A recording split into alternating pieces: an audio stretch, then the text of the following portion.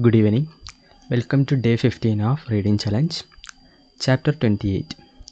After the ball, early next morning, Anna Arkadyevna sent her husband a telegram that she was leaving Moscow the same day. No, I must go. I must go.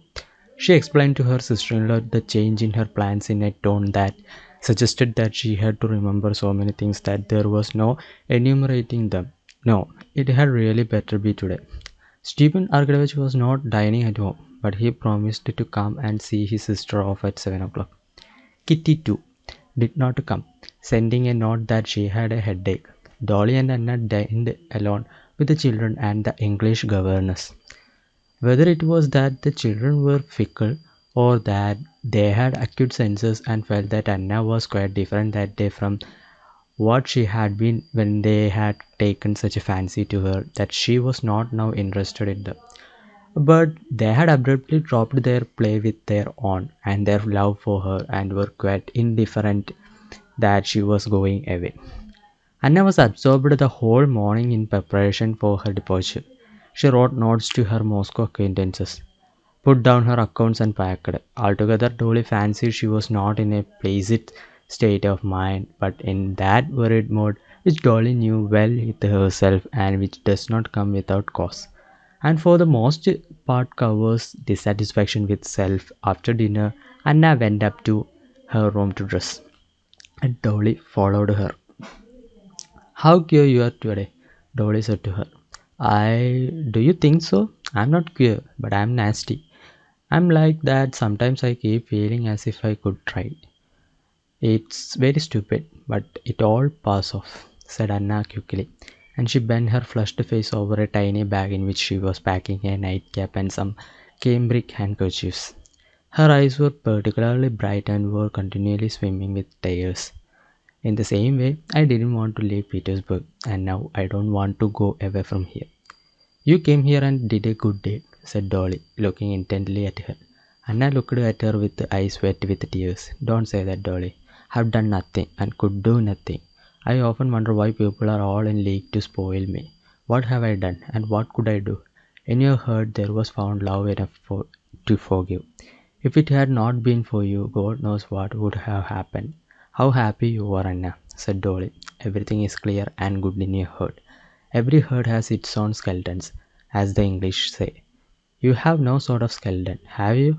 Everything is so clear in you. I have, said Anna suddenly, and unexpectedly after her tears a sly ironical smile curved her lips. Come, he's amusing anyway. Your skeleton and not depressing, said Dolly smiling. No, he's depressing. Do you know why I'm going today instead of tomorrow? It's a confession that weighs on me. I want to make it to you, said Anna, letting herself drop definitely into an armchair and looking straight into Dolly's face, and to her surprise Dolly saw that Anna was blushing up to her ears up to the curly black ringlets on her neck. Yes, Anna went on. Do you know why Kitty didn't come to dinner? She is jealous of me. I have spoiled. I have been the cause of that ball being a torture to her instead of a pleasure.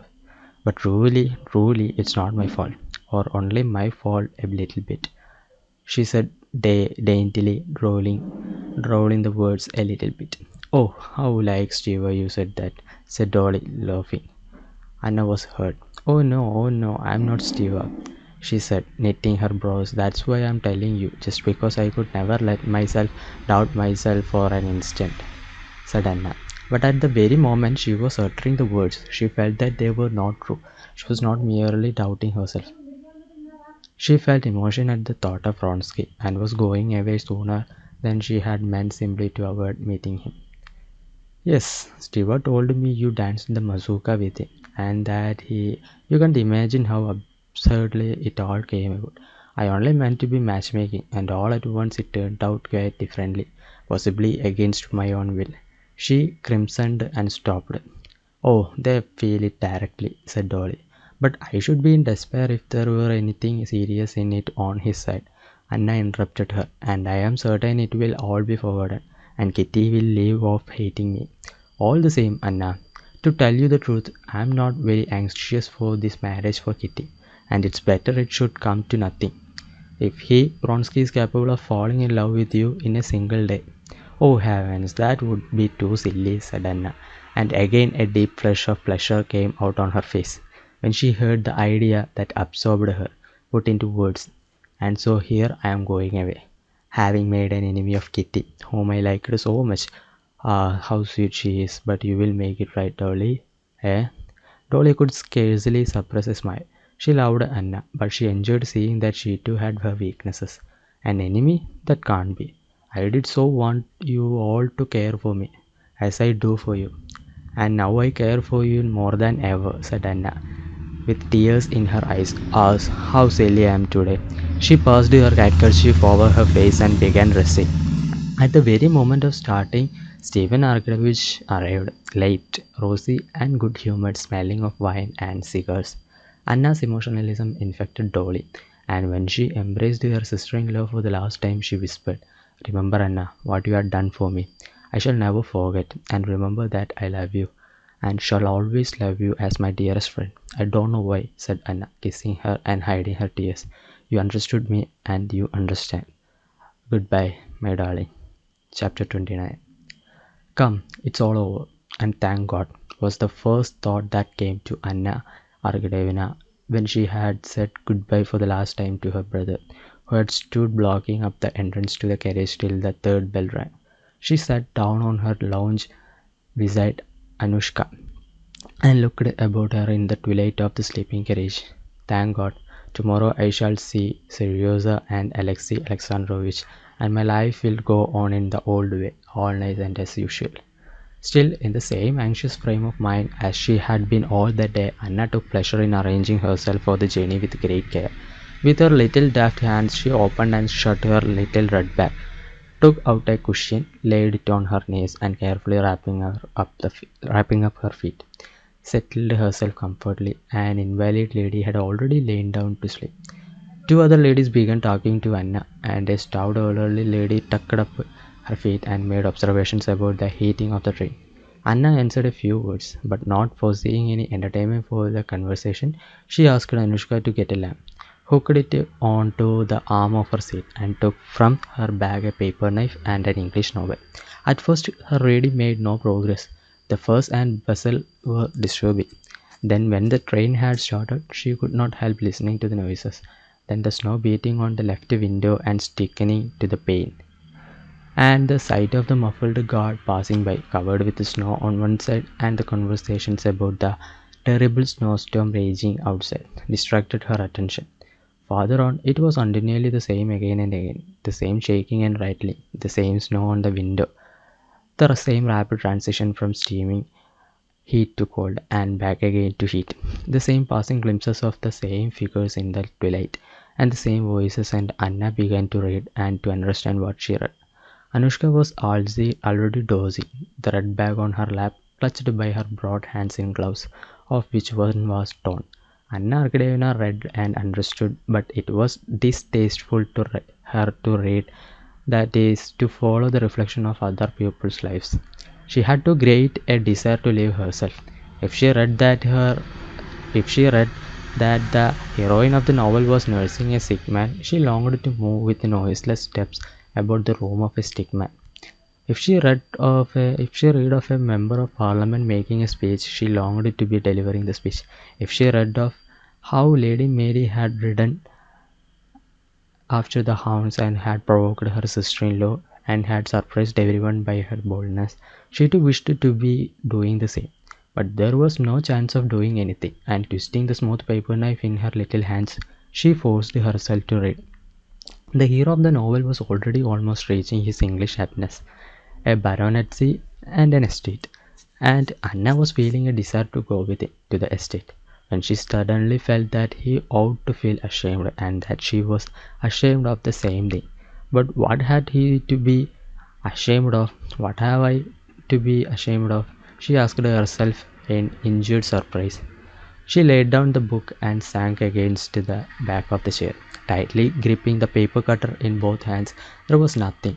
She went over all her Moscow recollections.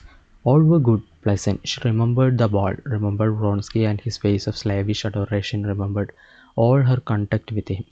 There was nothing shameful, and for all that at the same point in her memories the feeling of shame was intensified, as though some inner voice just at the point when she thought of Vronsky was saying to her, warm, very warm, hot. Well, that's it. What is it? She said to herself resolutely, shifting her seat into the lounge. What does it mean? Am I afraid to look it straight in the face? Why? What is it? Can it be that between me and this officer boy there exists? Or can exist any other relation than such are common with every acquaintance? She laughed contemptuously and took up her book again. But now she was definitely unable to follow what she read.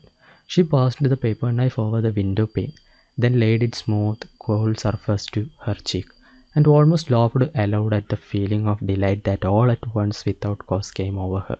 She felt as though her nerves were strings being strained tighter and tighter on some sort of scream peg. She felt her eyes opening wider and wider, her fingers and toes twitching nervously, something within oppressing her breathing, while all shapes and sounds seemed in the uncertain half-light to strike her with unaccustomed vividness. Moments of doubt were continually coming upon her when she was uncertain whether the train were going forwards or backwards, or was standing still altogether, whether it were Anushka at her side or a stranger. What's that on the arm of the chair? The fur cloak or some beast? And what am I myself? Myself or some other woman? She was afraid of giving way to this delirium, but something drew her towards it, and she could yield to it or resist it at will. She got up to rouse herself and slipped off her plaid and the cape of her warm dress. For a moment she regained her self-possession and realized that the thin peasant who had come in wearing a long overcoat with buttons missing from it was the stove heater, that he was looking at the thermometer, that it was the wind and snow bursting in after him at the door. But then everything grew blurred again. That peasant with the long waist seemed to be gnawing something on the wall. The old lady began stretching her legs the whole length of the carriage and filling it with a black cloud. Then there was a fearful shrieking and banging, as though someone were being torn to pieces.